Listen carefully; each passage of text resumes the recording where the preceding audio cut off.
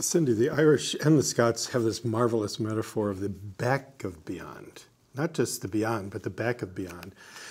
And you can usually enter it at dawn and at dusk. And that's where the transformations happen. A poet who can willingly put himself or herself into this place of the back of beyond comes back changed. What happens to you when you are on stage and you choose to go to a new place you've never been before?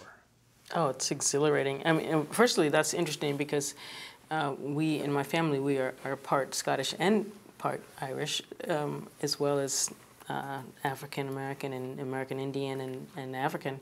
So that's very interesting that you, and Spanish too. That's interesting that you said that. But you know, it's really exhilarating. You know, when you can navigate and begin to understand what Wayne Shorter was talking about when he said that the language of music, in essence, it's not a quote, but in essence he was saying the language of music is beyond technique. So when you can start to understand that, then you can start to raise your level in terms of being able to say whatever you want to say, whenever you want to say it.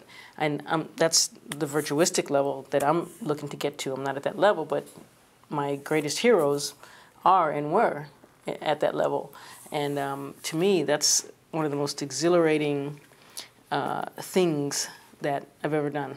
If I had to just do that in my basement only, I'd probably still be happy. You know, I don't want to do it in my basement only because I like touching people, you know, and I want to affect, you know. I think that's part of why we're here, as we were talking about before. But it's just so exciting, you know. How do you want to affect people?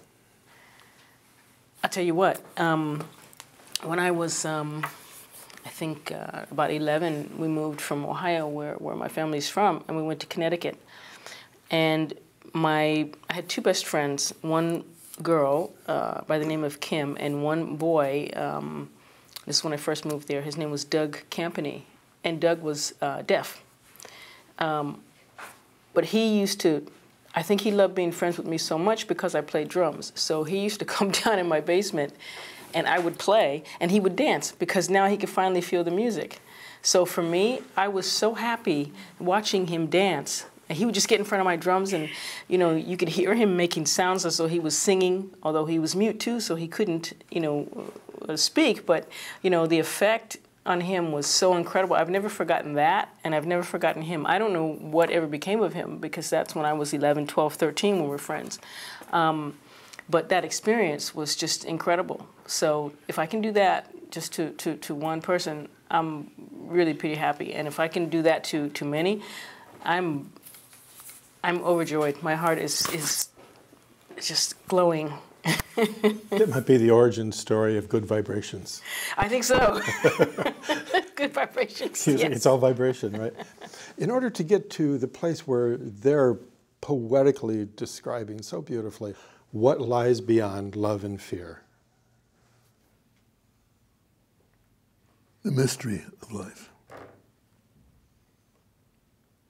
It only gets better and beyond our imagination, beyond our intellect, beyond our understanding. But it's trusting to go into the unknown.